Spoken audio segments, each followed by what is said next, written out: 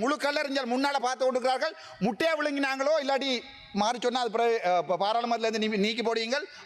அதை நான் சொல்லாமல் அதை விழுங்கினாங்களோ என்னமோ தெரியாது, முழுசி கொண்டே இருக்கிறாங்க. இதுதான் அந்த டாக்குமெண்ட். இந்த ஆதம்பாவான்ற அமைச்சர் போய் சொல்லியிருக்கிறார், இங்கே இருந்தால் எழுமெண்டா எலும்பின முதுகெலும்பு இருந்தால் பய சொல்லுங்க, இந்த ரோட்டை அரசாங்கம் தான் போடுவோம், இல்லாட்டி போட மாட்டேன். அது அரசாங்கம் என்ற சனத்தின் காசு, சனத்தின் காசு எடுத்து சனத்துக்கு அடிச்சு போட்டு இப்போ நீங்கள் என்ன சொல்ல ரோட்டு போட மாட்டேன்னு சொல்லி வீடியோ வெளியே வந்திருக்கிறது. இப்போ ஒரு செம்மறி ஒன்று கதைச்சது. சில நேரங்களில் சில செம்மறியல் எங்களை பார்க்க பாவமாக இருக்கிறது. சில அதுகளுடைய அறிவு அவ்வளவுதான், அந்த செம்மறியினுடைய அறிவு. அப்போ அதற்கு 4 வசனங்கள் சொல்லணும் மட்டும் நான் ஆசைப்படையில்லை. எங்களுடைய தம்பி செம்மறி அவர்களுக்கு மன்னிக்க வேண்டும். தங்கச்சி செம்மறியோ தம்பி செம்மறியோ தெரியாது, நான் திறந்து பார்க்கல. வணக்கம். இன்றைய மாதம் மார்கழி மாதம் உங்களுக்கு நன்றாகவே தெரியும். ஆகவே ஒரு சில வழிகளை தமிழில் சொல்லுவோம் என்று ஆசைப்படுறேன். என்னென்றால் இந்த அரசாங்கம், தேசிய அரசாங்கம் வருகின்ற போது நாங்கள் ஆசைப்பட்டு நாங்கள் குறைந்தது எங்களுடைய இந்த மாதத்திலே இந்த அரசியல் கைதிகளையாகவது விடுவிப்பார்கள் என்று இந்த ஆனந்த சுதாகரன் அண்ணாவினுடைய மாமியார் இன்றைய தினம் மரணமாயிருக்கிறார். ஒரு குழந்தை பராமரிப்பதற்கு யாரும் இல்லாமல் தவிக்கிறது. ஆகவே இதுகரம் கூப்பி உங்களுடைய மனசுக்கு ஒரு அன்பான வேண்டுகோள், முடிந்தால் இந்த அரசியல் கைதிகளை விடுவீங்கள். அதை சொல்லிக்கொண்டு நேரடியாக வருவோம். எங்களுடைய இந்த இன்றைய சபையிலே மின்சார சபை தொடர்பான இந்த இதில் நடக்கிறது. மறுபடியும் சொல்லுகிறேன், இது 6வது, இது 1, 2, 3வது இல்லை, 6வது டாக்குமெண்ட் இந்த பாராளுமன்றத்துக்கு நான் சமர்ப்பிக்கிறது. ஒரு மாபெரும் ஊழல், ஒரு போரால பாதிக்கப்பட்ட 40 வருடம் அழிந்த இனம் மறுபடியும் 16 வருடமாக சில கட்சிகள் எங்களுடைய இனத்தை செத்தவனுடைய உடம்புல இருக்கிற எலும்பையும் தோண்டி அந்த எலும்பில் இருக்கிற குருதி மச்சையும் தோண்டி கொண்டிருக்கிறார்கள். மிகப்பெரிய வலியோட இந்த ஆவணத்தை நான் இதுக்கு சமர்ப்பிக்க விரும்புகிறேன். என்றால் பூநகரி என்றது உங்களுக்கு தெரியும். பூநகர் அடிபாடு, பூநகரி தளம் என்று ஒரு போராலேயே அழிந்த இடத்துல ஒரு சோழ பவர் எனர்ஜி என்றை ரணில் விக்ரமசிங்கனுடைய அரசாங்கத்தில் 2024 ஆண்டு கொண்டு வந்திருக்கிறார்கள். அந்த இந்தியாவினுடைய மற்றது இலங்கையைச் சேர்ந்து அந்த சோழ பவர் எனர்ஜிக்கு சம்பந்தமாக இருக்கிற அந்த டிரெக்டர் சன்பவர் என்று சொல்லப்படுகின்ற ஒரு company. Mister SM Jayantha Samarakoon சேயா, mister C Jeyaranjan director, mister Selvaraja director. இது 18ஆம் தேதி செப்டம்பர் மாதம் 2024 ஆண்டு இந்த ஒப்பந்தம் செய்யப்பட்டு அது காலாவதியாகி போய் அதற்கு பிறகு எங்களுடைய வடக்கு மாநிலத்தினுடைய ஜமீன்தார், வடக்கு மாநிலத்தில் கிளிநொச்சி ஆக குறைந்த வருமானம் வருகின்ற ஒரு மாவட்டம். அந்த மாவட்டத்தில் இருக்கிற மக்கள் வாழ்வதற்கு ஆதாரம் இல்லாமல் அவர்கள் மிகவும் வறுமையில் வாழ்ந்து கொண்டிருக்கிற அந்த மாவட்டத்தில் இந்த ஜமீன்தார் வெக்கமாக இருக்கிறது. இந்த பார் 11 பார் பெர்மிட் வேண்டின இந்த பார் அவர்கள் போய் மறுபடியும் இந்தியாவுக்கு போய் இந்த அக்ரிமெண்ட்டை செய்திருக்கிறார். எனக்கு மிக வெக்கமாக இருக்கிறது. ஏனென்றால் முழு கல்லறிஞர் முன்னால் பார்த்து கொண்டிருக்கிறார்கள்.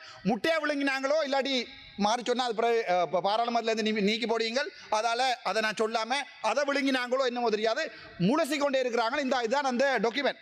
இந்த அக்ரிமெண்ட்டை வேறு என்ன செய்யிருக்கார், திட்டமிட்டு செய்திருக்கிறார் என்றால், இது மறுபடியும் இந்த சன்பவர் என்ற கம்பெனி EPF ETF பே பண்ணாமல் உச்ச நீதிமன்றத்தில் வழக்குகள் தாக்கப்பட்டு வருடத்துக்கு 5 மில்லியன் பே பண்ண சொல்லி இந்த சன்பவர் நீதிமன்றத்துக்கு வழக்குகள் தீர்ந்திருக்கிறது. உடனடியாக அதே 3 பேரும் போய் திருப்பி யுனைடெட் சோலார் எனர்ஜி என்று வேறொரு கம்பெனியை ஆரம்பித்திருக்கிறார்கள். வேறொரு கம்பெனியில் அதே 3 பேரும் வேறொரு கம்பெனியை ஆரம்பித்து இந்த யுனைடெட் சோலார் எனர்ஜிக்கு அதே ஒப்பந்தத்தை கொடுத்திருக்கிறார்கள். அந்த முல்லைத்தீவு, கிளிநொச்சி, பூநகரியில் வாழுகிற மக்கள் ஒரு கரண்ட் எடுக்கிறேன் என்று சொன்னால் மாபெரும் கஷ்டம். யாராவது புலம்பெயர் நாட்டிலிருந்து வர ஒருவர் ஒரு வீட்டில் போய் சோலார் எனர்ஜியை எடுக்கிறேன்டா மாபெரும் கஷ்டம். 1200 ஏக்கர் காணியை மொத்தமாக 70 மில்லியன் ரூபாய் கையூட்டல் வேண்டிக் கொண்டு இந்த ஜமீன்தார், அவருடைய பேருக்கு 40 மில்லியன், அவருடைய மகனுடைய பேருக்கு 30 மில்லியன். அவருடைய மகன் யாருன்னு பார்த்தீங்கன்னா யாழ்ப்பாணத்து ஜெஃப்னா இந்து காலேஜில் சாரங்கன் என்று சொல்லப்படுகின்ற ஒரு விளையாட்டு முறை வீரர். இவருடைய அக்கௌண்ட்டுக்கு இந்த 30 மில்லியனும் இவருக்கு 40 மில்லியனும் அண்மைய தினத்தில் கிளிநொச்சியிலிருந்து இந்தியாவிலிருந்து வழங்கப்பட்டிருக்கிறது.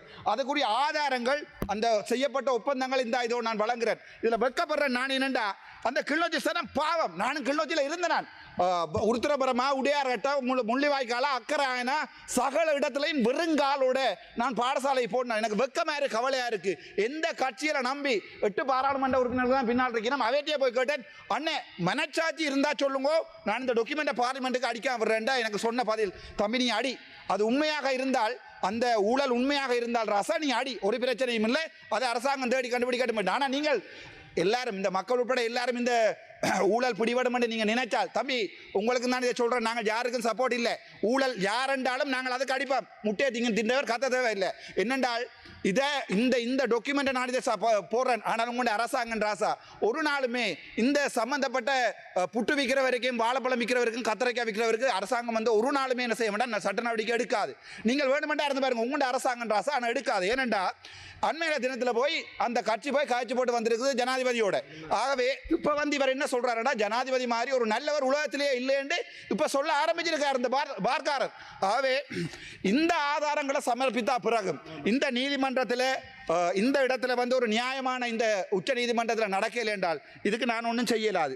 ஆகவே அடுத்தது நான் பார்க்கணும் இந்த முஸ்லீம் சமூகம் சம்பந்தமாக 2 வசனம் கலைக்கிறேன். இந்த ஆதம்பாவா என்ற அமைச்சர் போய் சொல்லியிருக்கிறார், இங்கே இருந்தால் எழுமண்டா எலும்பின முதுகு எலும்பி இருந்தால் பாய சொல்லுங்க, இந்த ரோட்டு அரசாங்கம் தான் போடுவோம் இல்லாடி போட மாட்டேன்.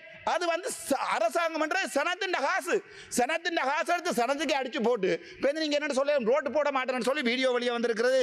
அதை விட இந்த புத்தளம் வைத்தியசாலை தொடர்பாக ஒரு வசனம் மட்டும் சொல்கிறேன். அந்த வைத்தியசாலையை தரம் உயர்த்துறதுக்கு டிஸ்ட்ரிக்ட் ஜெனரல் ஹாஸ்பிட்டலும் இல்லை ஒரு டீச்சிங் ஹாஸ்பிட்டலாக உயர்த்தணும் பண்ணுறான் என்னுடைய ஆசை. ஆனால் முட்டாள்தனமான பொய்யான வாக்குறுதியில் வழங்க வேண்டாம். 27 கேள்வி போட்டிருக்கேன் சுகாதார அமைச்சர்கிட்ட, அவர் பதில் சொல்லிக்க அதை நீங்கள் பார்க்கலாம். சரி, அது பிறகு இப்போ ஒரு செம்மறி ஒன்று கழிச்சது. சில நேரங்களில் சில செம்மறியலங்களை பார்க்க பாவமாக இருக்கிறது.